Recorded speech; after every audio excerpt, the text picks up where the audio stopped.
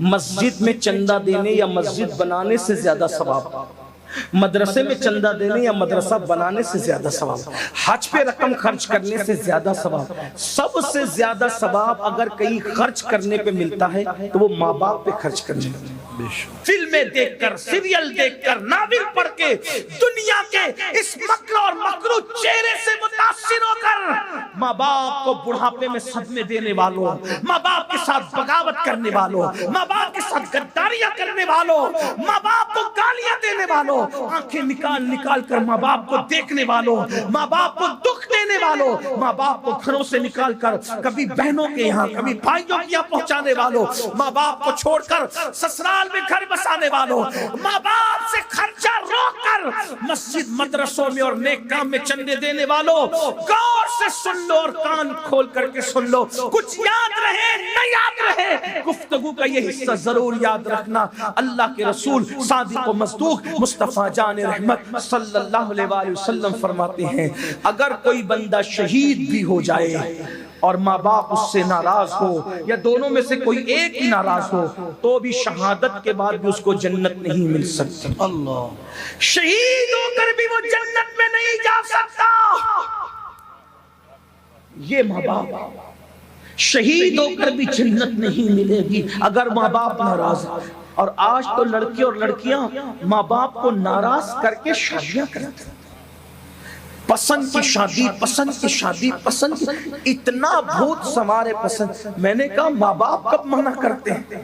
ہمارے یہاں تو ہے ہی پسند کی شادی، بس اتنا ہے کہ پہلے ماں باپ پسند کر لیں بعد میں تم پسند کر لیں۔ میرے بھائی اگر ماں باپ روک دیں، ماں باپ روک دے تو کعبے کی زیارت کے لیے نہیں جا سکتے۔ ارے ماں باپ روک دے تو رکنے والا تو نبی کی زیارت سے بھی رک گیا۔ ماں کے روکنے پہ رکنے والا نبی کی زیارت سے رک گیا، لیکن کسی نے اس کو تان نہیں کیا کہ اویس اتنا بڑا عاشق تھا، ارے نبی کی زیارت سے تو رک گیا، گمنام ہو گیا، مرتبہ کم ہو گیا، یہ ہو گیا، وہ ہو گیا، وہ ہو گیا۔ نہیں، ماں کے کہنے پہ نبی کی زیارت سے رکے ہیں تو خدا نے ماں سے وفا کی وجہ سے وہ مقام عطا کیا ہے کہ سب نبی سے دعا کروا رہے ہیں اور نبی صحابہ کو بھیج کر اویسے کرنے سے امت کے لیے دعا کر۔ سبحان اللہ، سبحان اللہ، سبحان اللہ۔ یہ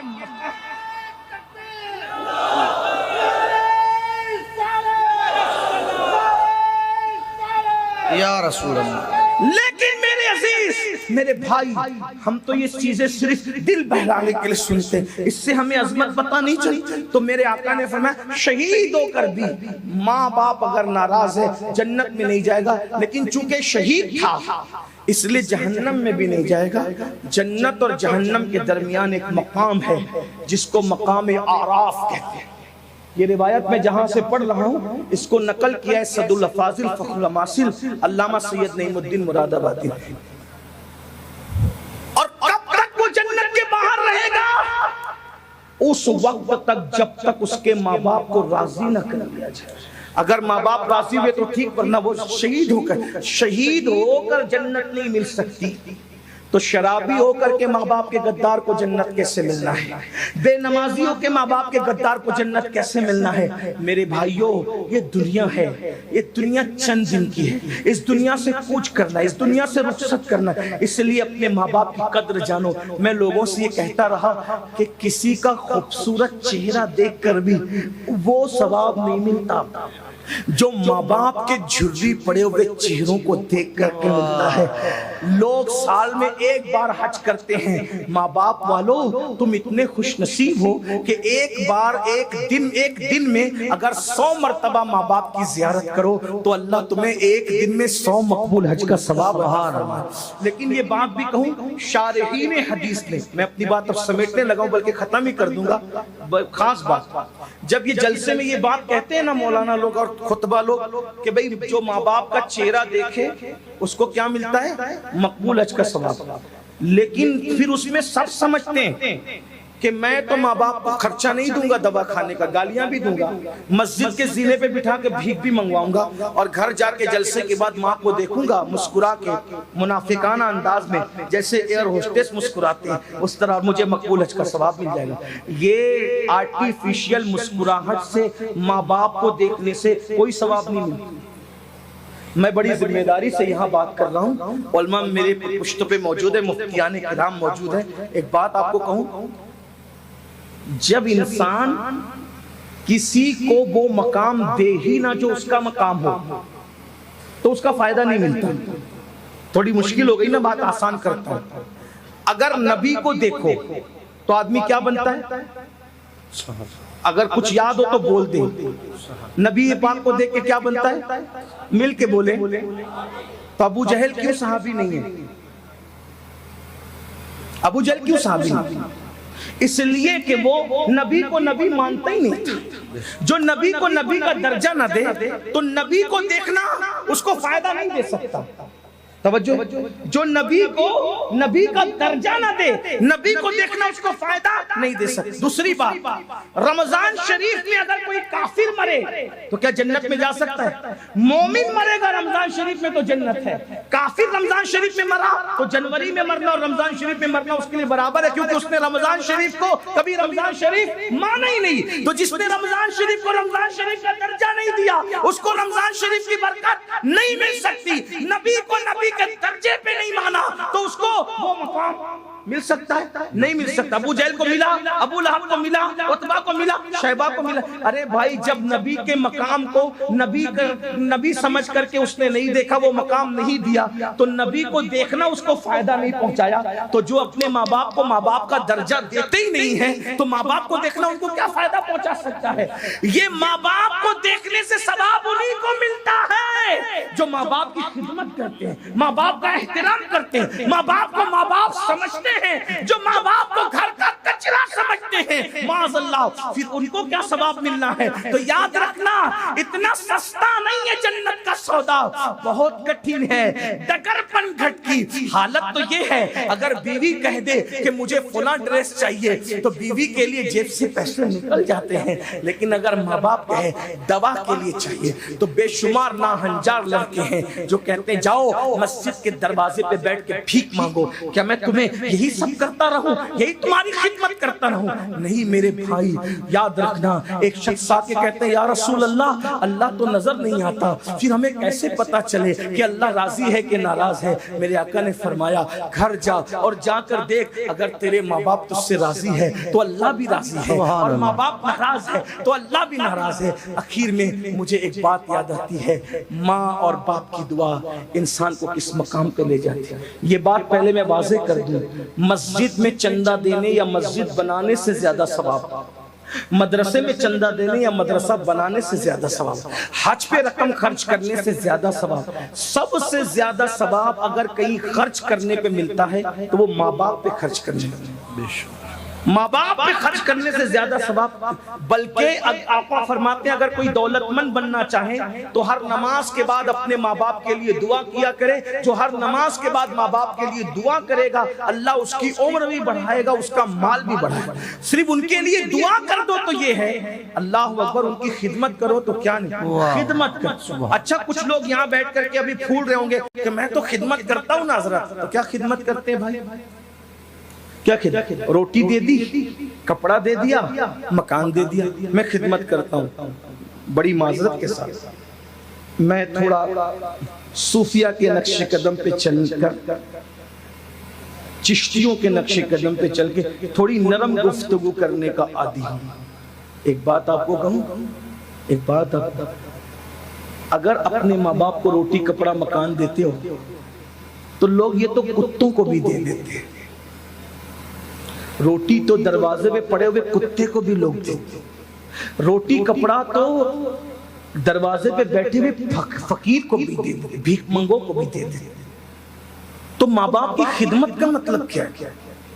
یہی تو سب سے بڑا رونا ہے کہ ہم نے دین ہی نہیں سیکھا، نہ اللہ کی شان سمجھے، نہ رسول کی شان سمجھے، نہ صحابہ کی سمجھے، نہ اہل البیت کی سمجھے، نہ ماں باپ کی سمجھے، نہ بھائیوں کی سمجھے، نہ بیوی کی سمجھے، کچھ نہیں سیکھا۔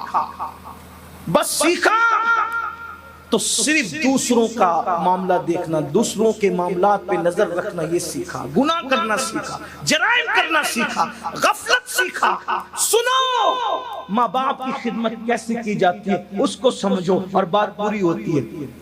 میرے امام اور ہم سب کے امام سیدی اعلیٰ حضرت امام احمد رضا خان محدث بریلوی ماں باپ کی عظمت بیان کرتے ہوئے کہتے ہیں کہ ماں باپ سے گفتگو کا طریقہ یہ ہے کہ پہلے ان سے اجازت لو پھر بات کیا کرو۔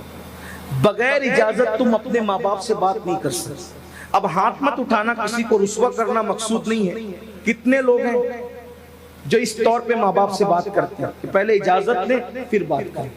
کوئی نہیں۔ کچھ تو ایسے ہوں گے کہ جن کو معلوم بھی نہیں ہوگی، کیونکہ ہم نے مسلک اعلیٰ حضرت کا مطلب صرف ایک نقطہ سمجھا کہ اعلیٰ حضرت نے گستاخ رسول کو کافر کا، بس یہی اعلیٰ حضرت ہے۔ اعلیٰ حضرت نے بالکل کہا، لیکن اعلیٰ حضرت نے اور بھی چیزیں دکھائی جو ہمیں پتہ ہی نہیں، کیونکہ مسلک اعلیٰ صرف 1 پوائنٹ 2 پوائنٹ 3 پوائنٹ کا نام نہیں۔ انہوں نے جو باتیں پیش کی سب سراخوں پہ، لیکن انہوں نے یہ بھی بتایا کہ ماں باپ سے بات کرنے سے پہلے اجازت لو۔ یہ جتنے نعرہ لگاتے کون ہے اس میں بتاؤ جس پہ عمل کرتے ہیں؟ اس کا مطلب ہمیں پورا مسلک اعلیٰ حضرت بھی نہیں پتا ہے۔ اسی مسلک اعلیٰ حضرت میں تو یہ بھی ہے، ابھی علامہ مفتی صاحب فرما رہے تھے متعید رہو، سیدی اعلیٰ حضرت فرماتے ہیں کسی سنی کو بے وقوف بھی نہ کہا کرو، یعنی اتنا سا لفظ بے وقوف بھی کسی سنی کو نہ کہا کرو، یہ حرام ہے۔ اور کسی نے کہا حرام وہ کیسے ہو سکتا ہے، بے وقوف تو کوئی بھی کسی کو کہہ دیتا ہے، لیکن تو کہا کہ جب تم سنی کو بے وقوف کہتے ہو تو اس کا دل دکھتا ہے، اور جب اس کا دل دکھتا ہے تو میرے آقا نے ارشاد فرمایا من آذا مسلمن فقد آذانی، کہ جس نے کسی مسلمان کا دل دکھایا اس نے مجھ محمد کا دل دکھایا۔ تو تم بے وقوف اس عاشق رسول کو کہتے ہو اور اس کا دل دکھاتے ہو، تو ادھر مدینے والے مصطفیٰ جان رحمت کا دل دکھتا ہے۔ یہ مسلک ہے میرے امام کا۔ میں کہتا ہوں اگر واقعی مسلک اعلیٰ حضرت پر عمل ہو جائے، جب بے وقوف بھی کہنے کی ہمت نہیں کرو گے تو ایک دوسرے پہ کیس کیوں کرو گے، ایک دوسرے کو مار پیٹ کیوں کرو گے، ایک دوسرے پہ ڈنڈے کیوں برساؤ؟ اور یہ جو مسلک اعلیٰ حضرت ہے، اعلیٰ حضرت نے کوئی گھر سے بات نہیں پیش کی، دیکھو کتنی بڑی دلیل پیش کر دی حدیث سے، من آذا مسلمن فقد آذانی، جس نے کسی مومن کو اذیت پہنچائی اس نے محمد رسول اللہ کا دل دکھایا، ان کو اذیت پہنچائی۔ کتنا محتاط رہنے کی ضرورت ہے۔ اب بتاؤ جب آپ مسلمان کا دل دکھانا نبی کا دل دکھانے کے برابر ہے تو جو ماں باپ کا دل دکھا رہے ان کا انجام کیا ہوگا؟ یہ بھی آیا روایتوں میں جنہوں نے ماں باپ کا دل دکھایا ڈر ہے کہ مریں گے تو کافر ہو کے مریں گے، ان کا خاتمہ کفروں پہ ہوگا، یہ خوف ہے، یہ ڈر ہے۔ اللہ کے بندو لرز جاؤ، کانپ جاؤ اور اپنے ماں باپ کے ساتھ بدسلوکی نہ کرو۔ تو امام لکھتے ہیں کہ پہلے اجازت لو، اور اجازت جب دے دے ماں باپ تو بھی ایسے ان سے بات کرو جیسے کوئی غلام اپنے آقا سے بات کرتا ہے، یہ طریقہ۔ بلکہ ماں باپ کو اگر خرچہ اور نظر بھی دو تو اپنا ہاتھ اوپر مت رکھو۔